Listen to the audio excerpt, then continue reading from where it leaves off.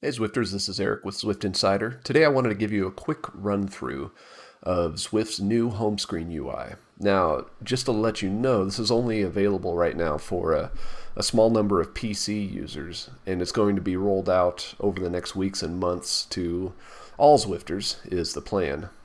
Anyway, I want to run it through right now for those who have access to it and for those who will soon enough. So let's begin along the top. Here you've got, this is your home screen. This is where you get popped into after the pairing screen. We'll run through kind of how this home screen works in just a second. But along the top here, you've got events. The events tab is next. You've got the routes tab. You've got the workout interface, which is the same menu that you're used to. You've got your pairing interface.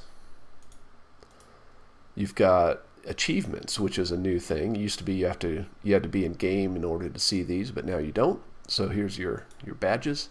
And garage, this is also new. This is a welcome change. This allows you to set up your bike before you click to start riding. So you can have your bike set up just the way you want.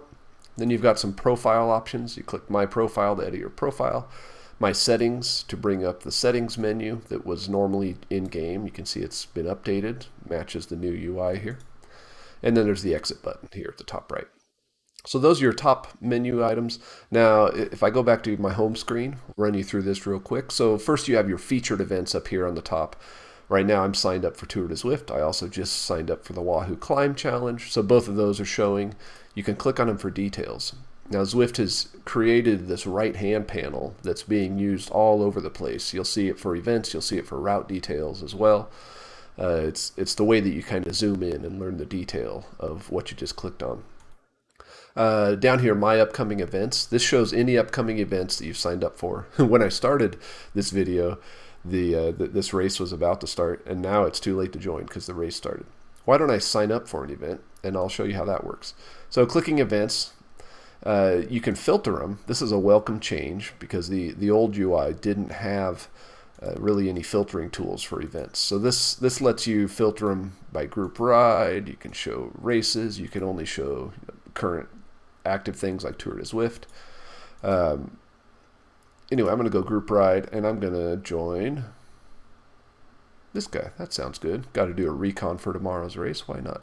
So you click on it, and it brings up the detail of the event, including write-ups. You can click on the text and read all the details of that text, but I'm going to choose the category, and now I'm signed up for it. If you click Start Ride, that's going to pop you right into the game. I'm not going to click that right now. But instead, if I go back to the home page, I wanted to show you that now this shows up under my upcoming events. Now, if you were to sign up for an event on Zwift Companion, it would also show up here under my upcoming events. So you can browse events that way as well, of course. Down here under Just Ride, this is a cool little upgrade. They've upgraded the Pace Partners menu. If I click that, you'll see it shows all Pace Partners who are currently active across all Zwift worlds. So you see the McCurry Islands Pace Partners as well as the Watopia Pace Partners. And you just click the one you want, and click Start Ride, and that would pop you in with that Pace Partner. So that's pretty cool. They've also chosen some routes down here for me if you want to just do a free ride. Suppose that if I didn't want to do that, I could click routes here, or routes up here on the top, and browse the routes and choose one to ride. So let's look at that real quick because that UI has changed as well. They let you sort the routes on a variety of things. Name, obviously, distance, elevation, effort, route completion, duration. Effort's kind of a cool one. They've rated all the routes on a 1 to 5 scale. So if you want to go with an easy route, you can go with a 1. If you want to go with the toughest, do one of these 5s. Ooh, these are tough routes for sure. They've also done duration. They've decided how long a typical Zwifter would take to finish the route, and you can sort them by duration too. If you want to do something that's, you want to make sure you're under 60 minutes, or you want to do something that's over 2 hours, whatever you want to do, you can do them by duration.